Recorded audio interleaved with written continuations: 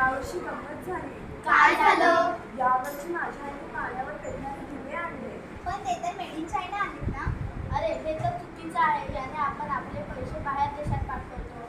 त्यापेक्षा आपण स्वदेशी ज्ञान प्रणालीला प्रोत्साहित करूया. स्वदेशी ज्ञान प्रणाली म्हणजे काय? स्वदेशी ज्ञान प्रणाली म्हणजे आपल्या देशातील स्थानिक लोकांनी पिढ्यानपिढ्या अनुभव, निरीक्षण, प्रयोगाद्वारे विकसित केलेले ज्ञान.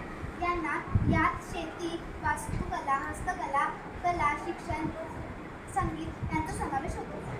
याची उदाहरणं तुला माहीत आहे का बरं? हो, आयुर्वेद, योग, सिद्ध, वैद्यकीय शास्त्रज्ञ इत्यादी. स्वदेशी ज्ञान प्रणालीला प्रोत्साहन देण्याचे मार्ग कोणकोणते आहेत बरं? शालेय उच्च शिक्षणातील भारतीय तत्त्वज्ञान, तंत्रज्ञान, विज्ञान आणि संस्कृती यांचा अभ्यासक्रमात समावेश होतो. याचे फायदे कोणते? स्थानिक रोजगार निर्मिती आणि ग्रामीण अर्थव्यवस्था बदल होऊ शकते व पर्यावरणपूरक आणि टिकाऊ विकासास चालना मिळू शकते. चला आपण स्वदेशी ज्ञान प्रणालीला प्रोत्साहित करूया.